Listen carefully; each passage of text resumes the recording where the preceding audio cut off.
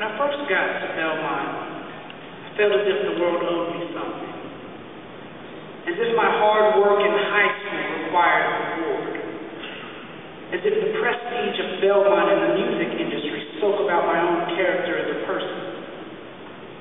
As already hinted at, I came to Belmont set on pursuing a career in the music industry because this industry was hip. It was ever evolving, big name and big money. But in all honesty, the music industry was my way around God's constant calling on my life. The attempts before Belmont of God trying to change my path of service were futile. I resisted, I turned away, I shunned the poor and the weak. I made ultimatums on why I could not go, could not be used, could not stand.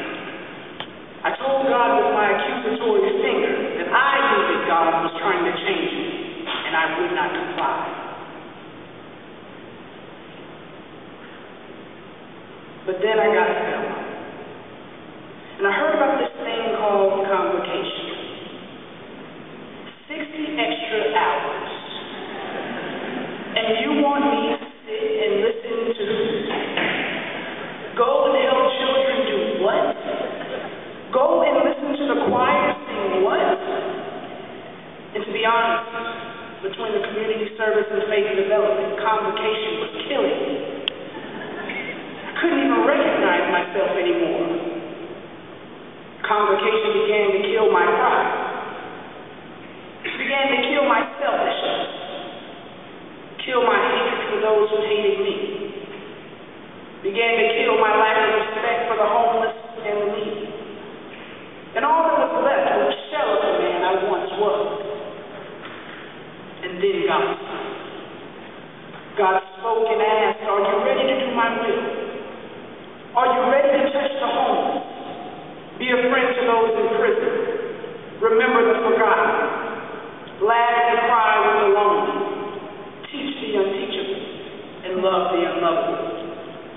And I had no other choice.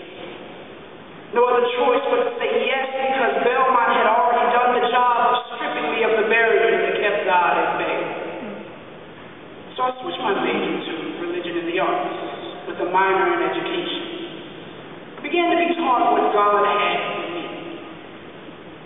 I was taught that there was more to morality and ethics than just good and bad. I was taught that it is okay to express one's doubts and fears to those who look up to me. I was taught to be keenly aware of the pain around me and make the choice to change it or be in suffering with it as a comrade that will help bear its burden. I was taught that one word could mean more than an entire book if that word was introduced to wisdom. I was taught that the ability to teach students does not come from the classroom but from the heart of God. I was taught that someone in need of help just needs to see a joyous face. All in all, I was taught that the education cannot be devoid of heart, that intellect cannot live without understanding, that a career cannot be without a purpose that is ordained by God.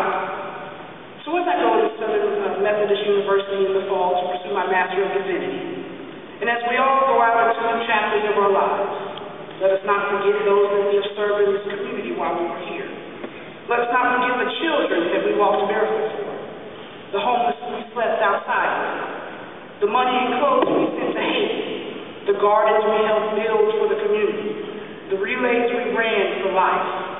Even more recently, the people we helped during and after the devastating flood here in Nashville. Let us not forget the self-sacrifice required for us to graduate. You want to know what separates us from other schools. You want to know what makes us cream of the crop. Simple. Jesus said, I tell you the truth. Whatever you do for the least of these brothers and sisters of mine, you did for me.